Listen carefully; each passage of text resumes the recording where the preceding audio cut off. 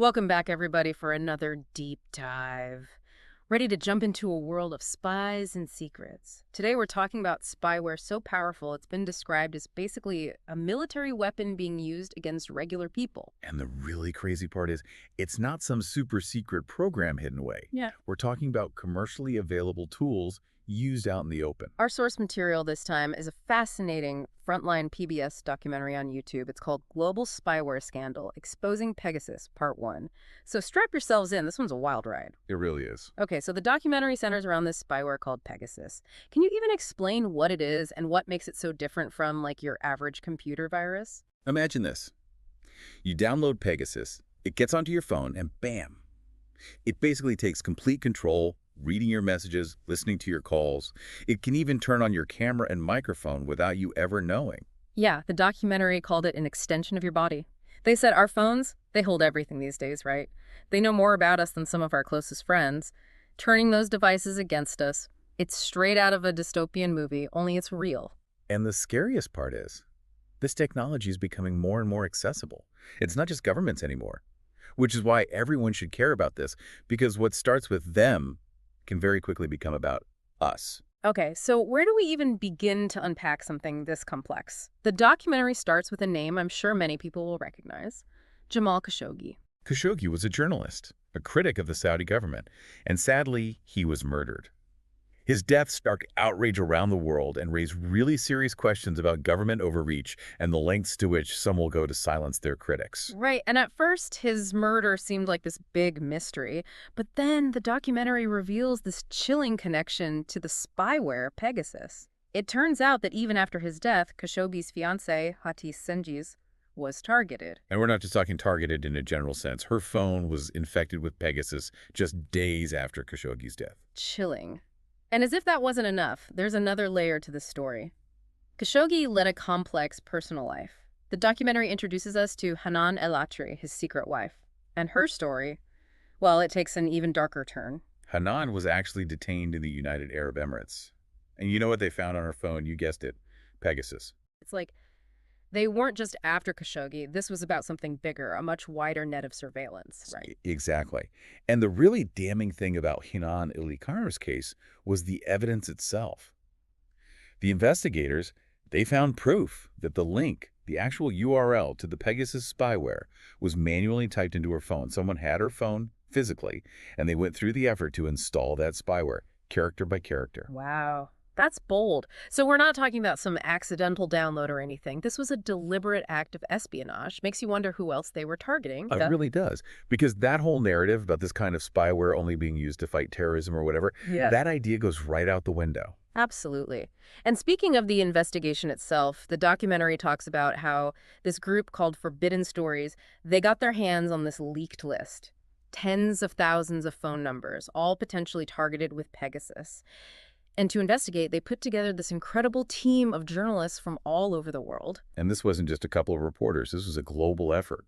We're talking major news organizations, often rivals, coming together, working side by side to connect the dots. And think about the risks involved in that kind of collaboration. I mean, this wasn't just sharing notes on a Google Doc. We're talking about incredibly sensitive information, potential threats to their sources. Absolutely. And remember, a lot of these journalists and their sources were operating in countries with authoritarian regimes where, let's just say, freedom of the press isn't exactly a top priority. Exposing this kind of information, it could have meant serious consequences, not just for them, but for the people they were trying to protect. Which is why their work is so important. They uncovered a pattern of government surveillance happening all over the world.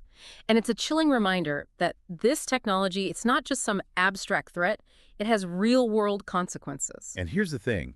This isn't just some far-off problem, you know? It's happening everywhere. The documentary takes us to Mexico. And it's there we meet Carmen Aristegui. Okay, so for our listeners who might not be familiar, who is she? Carmen's a journalist, a big name in Mexico.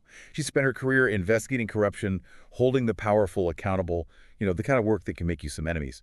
Which is exactly what makes her story so unsettling. Because the documentary reveals that Carmen, she's also been targeted by Pegasus.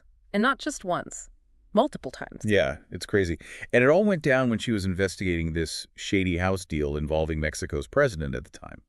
This was a story with the potential to really shake things up. And that's when things took a dark turn. They didn't just go after Carmen either. They went after her inner circle, her assistant, her son, even journalists she worked with at CNN Mexico, all targeted. They weren't playing around. Not at all. And there's this one moment in the documentary, you have to see it to really get the full impact, but Carmen's going through the leaked list of numbers, right? And she realizes just how many people she knows, people in her phone, were on that list. It's chilling. It really gives you a sense of the scope of this thing. Definitely. And for Carmen, it was personal. It showed just how far they were willing to go.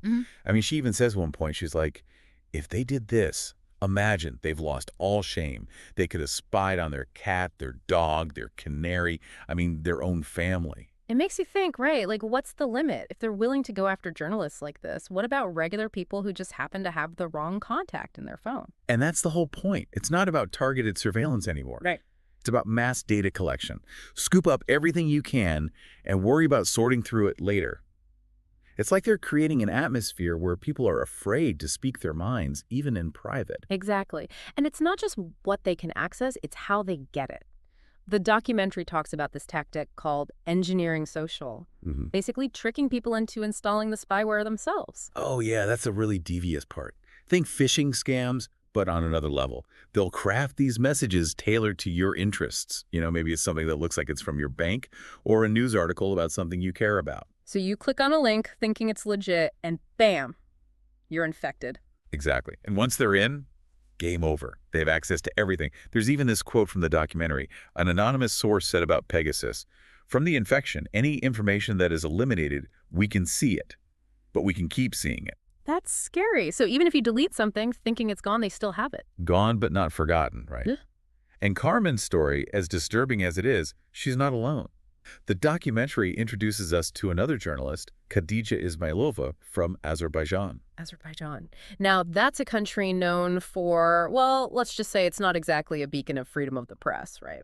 Definitely not. Khadija, she's an award-winning journalist, and she's known for her reporting on government corruption. And that kind of work, it makes you a target. I mean, the documentary even talks about how the journalists who made this film had to go to extreme lengths just to meet with her, had to fly to Turkey because they couldn't even risk contacting her through their phones. Wow. So even talking to her was a risk. Big time. And even then, she was understandably on edge. You know, imagine being told that your phone, something you use every day, has potentially been compromised, that it's been used to spy on you. It's a huge violation. And the documentary, it actually captures her reaction when she finds out her number's on that list. It's heartbreaking. You can see the anger, the frustration, the sense of betrayal. She says, it makes you want to live in a bubble, but then you cannot reproduce. Powerful words. And it makes you think about the chilling effect this has on journalists everywhere. They're supposed to be our watchdogs, holding the powerful accountable. But how can they do that when they're constantly looking over their shoulder, afraid to even talk to their sources? Exactly. And that's the insidious part of this technology. It's not just about monitoring people. It's about silencing dissent.